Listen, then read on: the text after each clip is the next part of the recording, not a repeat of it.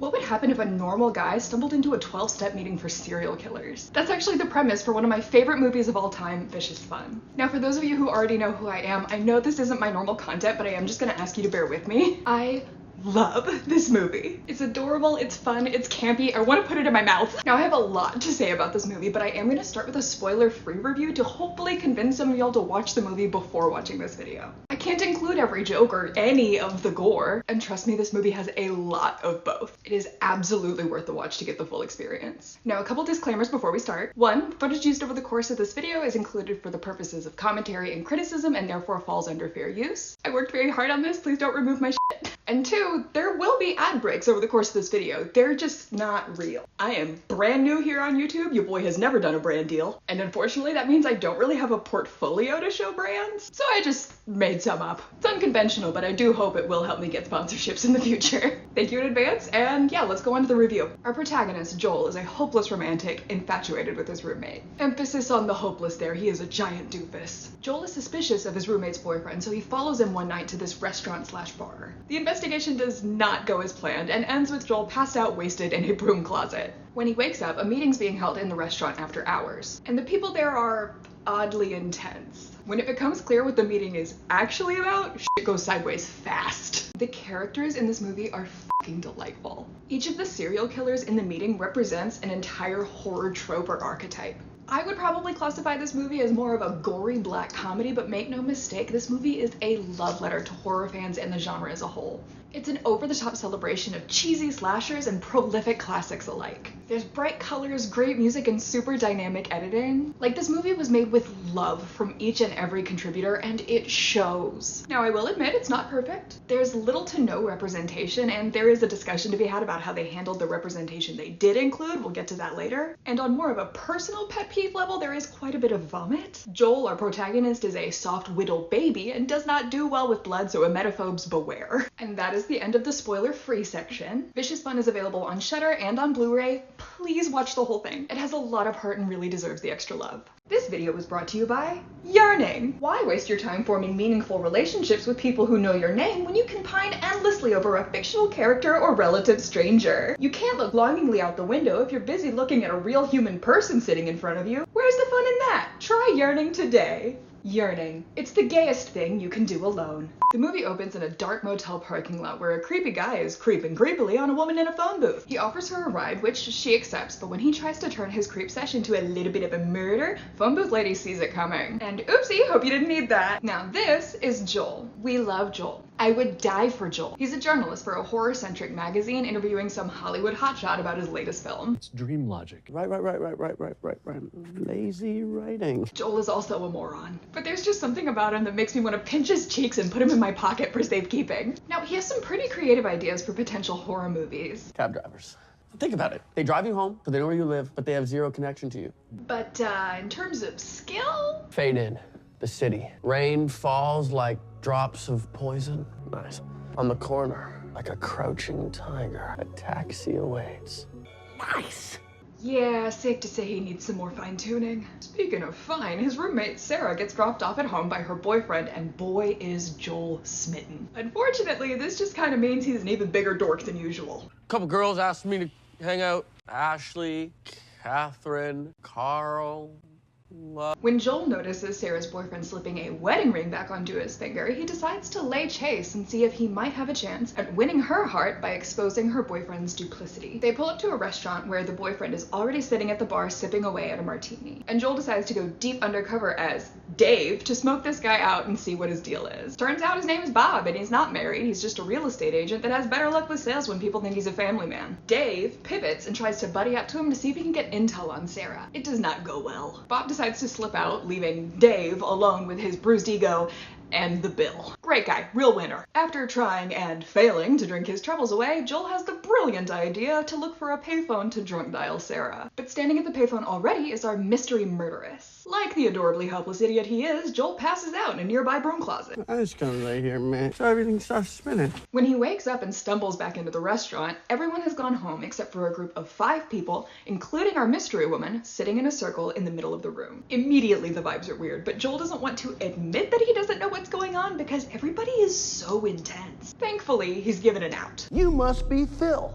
He does his best to blend in as Phil, thinking he's just interrupted an AA meeting or something. Well, I'm here for the same reasons as everyone else, to get help for my addiction. Yeah, it's bad. Even this last day/night, I hit rock bottom. Until... I just want to be in the moment. Could be at an old cabin, summer camp upstate, sorority house. That's weird. Then things get fuzzy for me. All I remember is screaming. Then there's silence. And with that, ladies and gents, we meet our lovely cast of killers. This is Mike. Mike is a Jason Voorhees, Michael Myers type. A hulking, slower-moving killer in a mask who prefers going after teens and co-eds, especially the ones who are doing drugs or having premarital sex. Mike's weapon of choice is a classic machete, and his methods are brutal, leaving trails of carnage behind him. He's largely driven by impulse and emotion, and is definitely not the brightest of the group. This is Fritz. Fritz is fucking terrifying. He's kind of a clown/mad scientist. Think Herbert West from Reanimator meets Art the Clown from Terrifier. Highly intelligent, unbelievably sadistic, and unfortunately very creative. He's largely an homage to body horror and also a genre of slasher villain I call the crazies. Other examples would be Captain Spaulding and Dr. Satan from House of a Thousand Corpses, Dr. Hyder from Human Centipede, and arguably Howard from Tusk. I put my victims on life support, revived them, and killed them repeatedly. I mean, what the fuck, man? This is Hideo, he's our resident cannibal. Also, he's a ninja. His characterization is a nod to Asian horror and how it's changed the genre landscape. However, since he's one of the only POC in the movie and the only person with a decidedly foreign accent, I don't love that there are some implications that his behaviors are linked to his spirituality. I think this movie needs representation, and I can see what they were going for referencing J&K horror. I just don't know if they were fully successful in doing that without some harmful implications. I would definitely love to hear more about it in the comments. Just please don't be assholes to each other. Yell at me all you want though, I'm wearing my big boy pants. This is Carrie. She's the one who offed our mystery creep, aka the real Phil, at the beginning of the movie. Carrie is our stand-in for assassins from secret organizations with shady backstories, which kind of makes her sound more action thriller than horror, but trust me, she fits in great. More on her character later. This is Zachary. A slight subversion of our usual slasher killer casting tropes, Zachary is a government agent. Or at least he was. He got forced into an early retirement because of his affinity for collateral damage. He has the highest body count of the group, literally, because his murder sprees were backed by government funding. I killed an entire Cambodian village, poured ricin into the village well. I camped out in some trees for a couple of days and listened to the screams of the dying. He's a war criminal and proud of it, so now he runs meetings to help other serial killers control their urges enough to not get caught. Last up is Bob, who I am going to go ahead and cover now, even though he's not back in the scene yet, because we already met him and I don't think it's going to shock anyone that he's a part of this group. Bob is our Patrick Bateman stand-in. Intelligent, sociopathic narcissist who enjoys sleeping with the women he victimizes before he kills them. Lightly bisexual coded and c***y as hell. We'll get back to the plot in a sec, but first, this video is sponsored by me, bitch! Listen, man, this is my job now. I'm taking this seriously and I want to give y'all the best content possible. I have my Patreon link below, but what I want to stress is that there is a free tier. Not everybody has cash to spare right now, but I still want a direct line to y'all for feedback, suggestions, requests. The free tier doesn't have access to the private Discord server or the vlogs that I'm posting on there, but you will be able to receive updates and vote in polls. And paid benefits will be expanding as we get more suggestions and requests from other patrons. Like, I basically work for all of you now. How sick is that? Now, the Patreon supports me as a content creator, but it also supports my band because I'm a musician as well. If you're in DFW, we actually have a show coming up October 20th. If you look in the description, there should be a link with more information about that, as well as a link for our first album, which was released earlier this year. Okay, I think that's all the self-promo I had to do. Okay, back to the meeting. Joel realizes he's not in Kansas anymore, but it is too late. He has accidentally infiltrated a group of serial killers who now think he has the same affliction? Hobby, maybe? Regardless, it is unfortunately his turn in the share circle. Let's see what he goes with. I'm a taxi driver. Oh no. I'm like a crocodile. Much like a crocodile, I separate the weak from the herd. You know, young girls that have been broken up with, cheated on, stood up. Think about it, guys. Taxi drivers, they drive you home. They know exactly where you live, but they have zero connection to you. They're the perfect killers. They are. Me. Okay, not a bad save. God bless horror fans, right? That's beautiful, man. Like, for real, not bad, baby boy. Slight problem, though.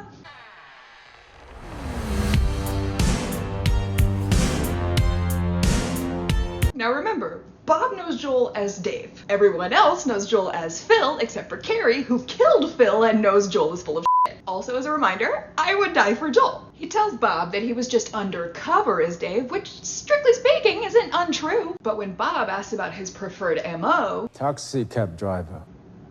No, you're gonna have to give me a little more to go on there. And because Joel is, again, a little baby, he really fumbles the recovery here.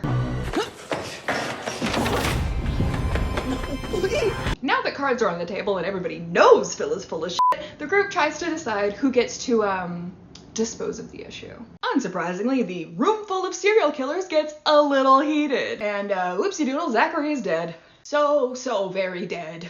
Yeah, super fucking dead, guys, we get it. With all the hullabaloo, Carrie takes the opportunity to snag Joel and separate Mr. Damsel in Distress from the rest of the group. Turns out, she's part of an organization that's trying to infiltrate these meetings and take out as many members as possible. And apparently, this ain't her first rodeo either. Beyond just killing the real Phil, she's been to tons of these meetings over the course of several years. She's got a hit list and a little black book, and I would absolutely let her step on my face. Now, Carrie doesn't want to tip everyone off that she's not who she says she is just yet, so she and Joel use Phil's remains to camouflage Joel and hopefully remove him as a target until she can take care of the others. They fend off Fritz and kill Hideo, but then they hit just another little snag. Son of a... Bob recognizes the address on Joel's ID and realizes what happened tonight. He goes over to taunt Joel and hopefully provoke him out of hiding, but... Oh, honey. The group leaves, but not before Bob makes the cuntiest phone call I have ever seen. Hello? Yes, 911? Oh my god, it's horrible. Oh, I think she's armed. She's got a leather jacket, boots, a lesbian haircut, and I think she is an accomplice. Oh, the blood. Oh, the blood! All right. While they wait for the cops to show, Carrie interrogates Joel a little bit about what the hell he was trying to accomplish. He explains that he was just trying to help his roommate, but... Okay, let's say none of this happened tonight. Bob's just your average piece of shit. You play the tape back for her, then what? She suddenly wants to date you because you obviously haven't demonstrated any creepy behavior whatsoever. God, I love this movie. So the cops show up, but quick disclaimer, this movie does not like cops. They're self-congratulatory meatheads, always eager to get in a one-liner. Freeze! Drop the axe, playboy! Book him! Don't look him out! In the movie, Joel and Carrie are safely escorted back to the police station to be interviewed about the events of the evening. Joel uses his one phone call to try and warn Sarah about Bob and tell her to stay safe at home, but he ends up just sounding like a paranoid drunk who got thrown in a cell for the night to sober up. And she is an absolute saint, so she doesn't listen and leaves to go pick up Joel from the station. Officer Tony, who gave us this wonderful but borderline masturbatory writer self-insert line earlier. Horror films outside the mainstream genres. Sometimes the horror genre can blend with other genres, though. Then you get subgenres. And these are where you can sometimes find some really interesting films that are shocking, surprising, and if I do say so myself, downright delightful. Tony, I need you to get out more. Maybe try contact sport. Yeah, I can do that. He escorts Joel and Carrie to their cells for the evening, and this is where we get one of my favorite moments. Here's the tip. You ready? You can't force a person to feel something or trick them into loving you. You're not entitled to that. Look at that face. Look at that face. That is the face of a boy becoming a man. Unfortunately, this moment is cut short when FBI agent Jack Felder arrives on the scene. Officers Matt and Jesse escort him down to the cells because naturally they bought his story immediately. Oh, drop the act! I'm gonna go see your roommate, and she's gonna give me everything I need to wrap things. Oh, come on. I feel like you can hear what he's saying to me right now. I can hear what he's saying to you, and everything is perfect. That's a fake mustache! You don't insult the man's mustache! You don't insult the man's mustache! Give me my gun! Give me my... They head back into the office, leaving Joel and Carrie in their respective cells. Back upstairs, Officer Tony is enjoying a quiet moment when... Oh, that doesn't... Oh, come on! They got Tony! Wait, hold on. What is he... Oh, God, Fritz, what the hell, man? The lights go out, signaling to Jack that the party is starting and signaling to Joel and Carrie that they need to get the hell out of Dodge. Jesse goes downstairs to investigate just a little bit when... With Matt now isolated from his trigger-happy buddy, Bob decides that he's not interested in playing pretend any longer. He dons a waterproof coat in another nod to Patrick Bateman before disposing of the last officer. The group reconvenes. Ah! Jesus Christ! Do not sneak up on people like that. Where's Mike? We need to wrap things up. You two need to cool it. And with that, they're off to hunt down our dynamic duo. By this point, Carrie has managed to pick the lock and shoves our dear sweet Joel out the door. We have our mandatory third act interpersonal conflict. I don't need you. And Carrie goes back inside to dispatch the rest of our killer cast. Mike is still downstairs poking around at the late Officer Jesse, which makes him easy pickings for our resident badass.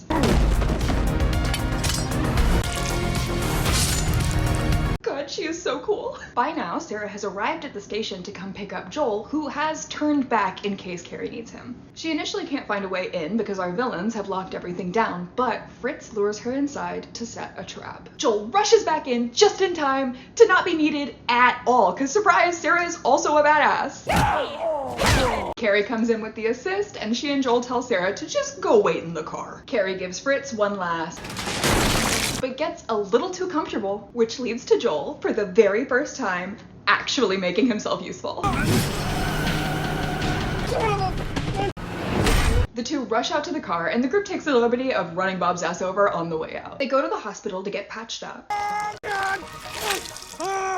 You! I shouldn't be swearing at you, you're just doing your job. I hate you, I don't hate you. Oh! And while they wait for Carrie to wake up from surgery, Joel and Sarah have a little catch-up chat. And it's really clear from his energy that the events of the evening have genuinely changed Joel. He really took his conversations with Carrie to heart. He gets up to get some water when he sees some bloody footprints that lead to Bob's signature disguise bag. It does not take him long to put two and two together. Bob, now looking unhinged and genuinely scary, has gotten into Carrie's recovery suite. Just as he's about to go in for the kill, Joel arrives and saves the day by giving Carrie enough time to orient herself and fight back. They tussle and eventually overpower Bob, and I absolutely love that even in the climax of the movie, in Joel's shining character growth moment, he still only gives the assist. And you know what? He's proud of that, and he should be. Not everyone needs to be an action hero. Some people are better suited for supporting roles. I was mulling things over during post-op. I've come to the conclusion that I could use an intern. We skip ahead an indeterminate amount of time to Joel entering a theater where seemingly the only attendant is acting very suspicious. Very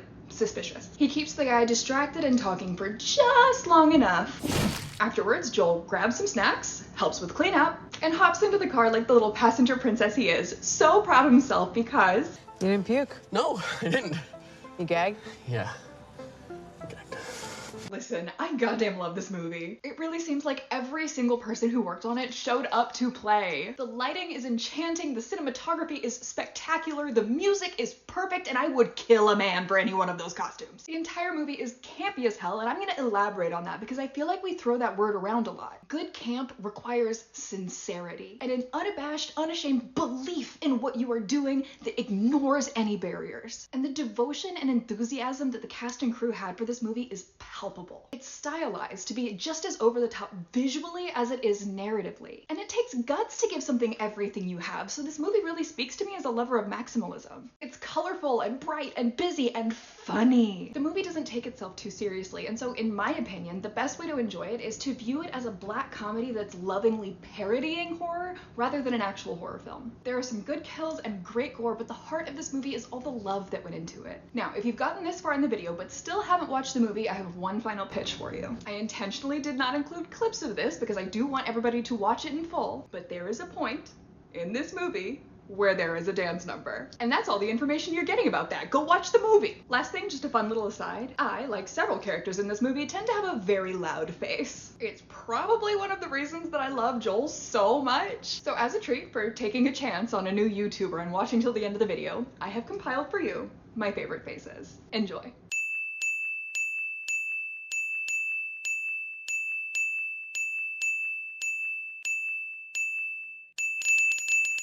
Oh, yeah. Thank you so much to everyone for watching. Please consider subscribing if you enjoyed. I want to do more media commentary, but this is still super new to me, so let me know if you want more. Patrons will be able to vote on subject matter for videos, and as a reminder, you would be able to do that as a free member. Do not have to pay to receive updates or participate in polls, including polls on what perks you would want to see before upgrading. But the vlogs and private Discord server are for paid members only. I've linked the Patreon, my band's first album, and all of my other socials below. But yeah, thank you all so much. I have new shorts coming out every day of the week, and new long-form videos will be dropped every Monday. Love y'all bunches. Bye.